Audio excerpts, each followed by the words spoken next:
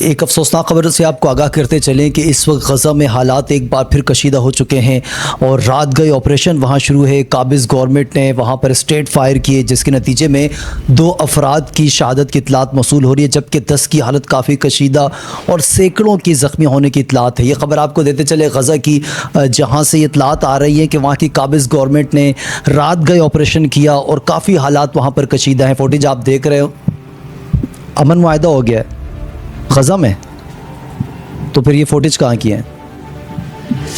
नाज़रीन, हमारे एडिटर कह रहे हैं कि गज़ा में अमन मुआहदा हो चुका है और ये जो फुटेज हैं ये हैं लाहौर की। मुझे तो यकीन नहीं हो रहा, आप ये हमारे नाज़रीन बता सकते हैं कि ये जो फुटेज सामने आ रही हैं क्या ये गज़ा की नहीं है? आप ये देखें और कमेंट करके बताएं, हम फिर वापस आते हैं।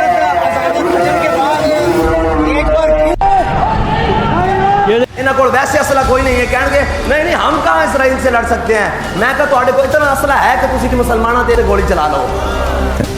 आखिर मस्जिद रहमतुल आलमीन जो मरकज़ है तहरीक लब्बैक का, वहाँ पर रात गए ऑपरेशन क्यों हुआ? हुकूमत क्यों खौफज़दा है तहरीक लब्बैक के इस मार्च से? जो मार्च बरोज़ जुम्मा कल होना था, इसकी पीछे वजह क्या है? और क्या मस्जिद रहमतुल आलमीन जो मरकज़ है तहरीक लब्बैक का, वहाँ कोई बारूदी मवाद बनता है?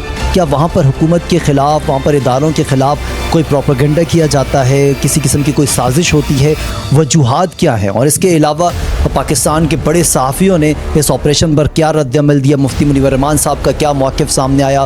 पाकिस्तान तहरीक इंसाफ़ के जो एक्टिविस्ट हैं, कारकुनान हैं, ज़िम्मेदारान हैं, वो कहाँ खड़े हैं? इसके अलावा वाइस प्रेसिडेंट सिंध जनाब दवा खान साबिर साहब का मौक़िफ़ सामने आया। वो तमाम चीज़ें आपके साथ रखेंगे और तफसील से बात करेंगे कि आखिर ये ऑपरेशन हुआ क्यों, क्या इसकी ज़रूरत थी और क्या इतनी ज़रूरत थी इतनी शिद्दत से जितना हुआ?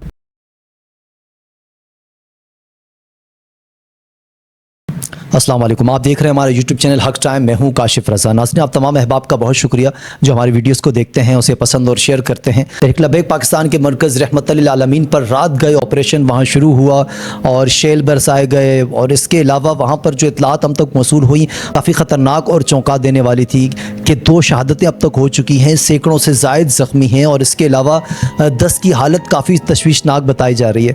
जब हमारी वहाँ के मरकज़ी लोगों से बात हुई तो हमने कहा कि वो जो आपके शदीद ज़ख्मी अफराद हैं उन्हें करीबी अस्पताल मुंतकिल किया जाए, लेकिन उनका कहना यह था कि एम्बुलेंस को शुहदा के समेत, जस्ते खाकी के समेत, मरीज़ों के समेत गिरफ़्तार करके नामालूम मकाम पर मुंतकिल किया जा रहा है। तो उसकी वजह क्या है? आखिर के ऑपरेशन हुआ क्यों? क्या तहरीक लब्बैक पाकिस्तान वहाँ मस्जिद रहमतुल आलमीन पर बैठ कर कोई ऐसा मनसूबा बना रही थी जिससे इस गवर्नमेंट को ख़तरा था, पाकिस्तान को ख़तरा था, इदारों को ख़तरा था? आखिर वजह क्या है? तो वजह बहुत सीधी सी है। सबसे पहले मैं जो हमारे नामवर सहाफ़ी हैं कुछ का पॉइंट ऑफ व्यू आपके सामने रख लेता हूँ कि वो इस एहतजाज और एहतजाज पर होने वाले ये जो जुल्म हुआ, बर्बरियत हुई, जो मिसाल ऐसी मिलती है कि शायद ये गज़ा के मनाजिर हैं लेकिन गज़ा के नहीं हैं। इस हवाले से इकरारुल हसन का कहना था कि तहरीक लब्बैक ने फ़लस्तीन के हक़ में मार्च का ऐलान किया था, जिसके बाद से अब तक उन लीडरशिप और कारकुनान गिरफ़्तार किए गए, तशद्दुद और क्रैक डाउन जारी है। इन हथकंडों के बजाय हुकूमत खुलकर सामने आए और ऐलान करे कि हम पाकिस्तान में फ़लस्तीन के हक़ में कोई एहतजाज या मार्च नहीं होने देंगे। ये बहुत अहम बात की इकरारुल हसन साहब ने कि हुकूमत कहाँ खड़ी है सारे मामले पे। या तो वो खुल के बताए कि जो आवाम है, या तो हुकूमत खुल के बताए कि आवाम फ़लस्तीन के हक़ में एहतजाज करे या ना करे। क्या आवाम फ़लस्तीन का साथ दे सकती है या नहीं दे सकती? क्योंकि अब तक आवाम भी इस सारे मामले पर तज़ब्ज़ुब का शिकार है कि हमारी गवर्नमेंट आखिर चाहती क्या है, करती क्या है। कभी तो PSL मैचेस के दौरान फ़लस्तीनी परचम लहराने पर पाबंदी लगाई जाती है, परचम खींचे जाते हैं। कभी सेनेटर जो साबिक सेनेटर मुश्ताक खान साहब हैं, उनको इस्लामाबाद में सिर्फ इसलिए गिरफ़्तार किया जाता है कि वो फ़लस्तीन के हक़ में रैली निकालते हैं। और कभी तहरीक लब्बैक पाकिस्तान के मरकज़ पर हमला किया जाता है फ़कत इसलिए कि वो एहतजाज और मिलियन मार्च की कॉल देते हैं। तो असल है वो खड़ी कहाँ है और वो चाहती क्या है, ये वाज़ेह कर देना चाहिए। अब बात करते हैं सदीक जान की। उन्होंने लिखा कि तहरीक लब्बैक ने इसराइल के ख़िलाफ़ एहतजाज की कॉल दी, वो मुकम्मल तौर पर पुरअमन थे। ये लफ्ज़ पर आपने फोकस करना है कि तहरीक लब्बैक पाकिस्तान असल में क्या वो पुरअमन थे या नहीं। पंजाब पुलिस ने जो किया वो इंतहाई शर्मनाक, काबिल मज़म्मत और तकलीफ़देह अमल है। तो सहाफ़ी बरादरी भी इस वक्त ये सोच रही है और इस पर खुलकर बात कर रही है कि गवर्नमेंट ने जो इक़दाम उठाया वो गवर्नमेंट को नहीं उठाना चाहिए था। ये पुरअमन एहतजाज, 1 मिलियन मार्च होने जा रहा था और वैसे भी आज अमन मुआहिदा हो चुका है। तो वहाँ जाकर एक एहतजाज रिकॉर्ड होता और बताते हमारी आवाम कि हम फ़लस्तीन के साथ खड़े हैं, क्योंकि एक इंसानी अलमिया है। और इस वक्त दुनिया भर में, और मैं सबसे अहम चीज़ आपको बताता चलूँ कि क्या पहली दफ़ा ऐसा हो रहा है कि किसी अमरीकी सफारतखाने के सामने एहतजाज होगा, तो ऐसा हरगिज़ नहीं है। दुनिया भर के मकामात पर अमरीकी सफारतखाने के सामने एहतजाज होता आया है, तो ये पहली दफ़ा नहीं है कि इस तरह पाकिस्तान में हो। पता नहीं हमारी गवर्नमेंट क्यों खौफज़दा थी इस मिलियन मार्च के हवाले से। अब बात करते हैं इमरान रियाज ख़ान की। उन्होंने लिखा, क्या फ़लस्तीन के हक़ और इसराइल के ख़िलाफ़ एहतजाज अब एक जुर्म बन चुका है?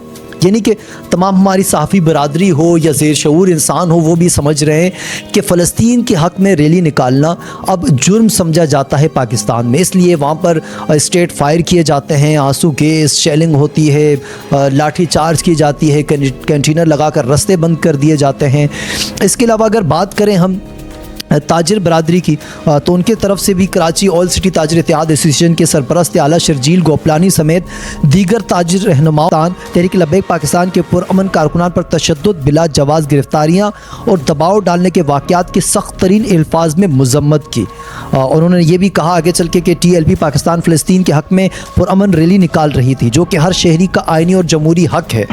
TLP से पाकिस्तान तहरीक इंसाफ का नज़रियाती सियासी इख्तिलाफ हो सकता है, लेकिन चूँकि पाकिस्तान में हम सब पाकिस्तान में रहते हैं, पाकिस्तान में सियासत करते हैं, तो पुरअमन एहतजाज करना हर पाकिस्तानी शहरी का हक़ है। मैं उसकी शदीद मज़म्मत करता हूँ। जिस तरीके से उन्होंने छापे मारे, जिस तरीके से उनके ऊपर दावा बोला, जिस तरीके से इनके लोगों को गिरफ्तार किया, फायरिंग की गई, लोग शहीद हो गए और उनके लोग शदीद ज़ख्मी भी हो गए।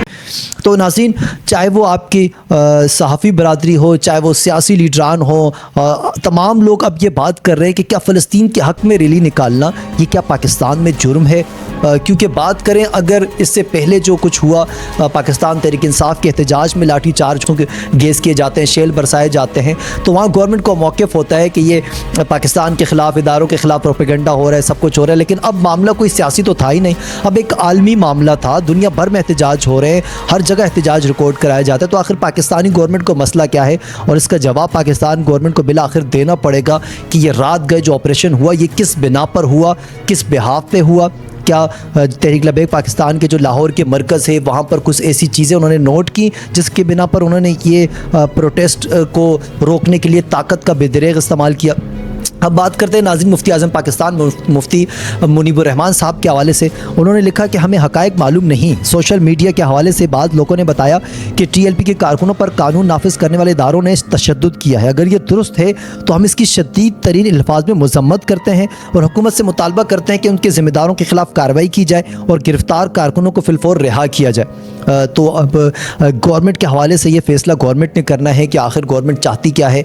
तो मेरी अपील है गवर्नमेंट के इदारों से, स्पेशली वज़ीर आज़म शहबाज शरीफ साहब तक इस वाक़े को देखा जाए, क्योंकि ये वाक़या पाकिस्तान का एक सियासी वाक़या नहीं है, ये पाकिस्तान का निजी मामला नहीं है, ये आलमी मामला है। ये फ़लस्तीन के हकूक़ की जंग थी, उनके लिए एक एहतजाज करना था जो पुरअमन एहतजाज होता है। TLP के हवाले से तमाम लोग ये जानते हैं कि तहरीक लब्बैक पाकिस्तान ने जब भी एहतजाज किया, उनके एहतजाज में कभी पाकिस्तान के अमलाक को नुकसान नहीं पहुँचाया जाता, गवर्नमेंट के अगेंस्ट कोई बात नहीं की जाती, सरकारी इदारों को नुकसान नहीं पहुँचाया जाता, कोई प्रोपेगेंडा नहीं किया जाता मुल्क के ख़िलाफ़। जब भी एहतजाज होता है दीन के हवाले से एहतजाज किया जाता है, अगर सियासी एहतजाज भी होता है तो तोड़ फोड़, ये जलाओ घेराव, ये चीज़ें नहीं होती।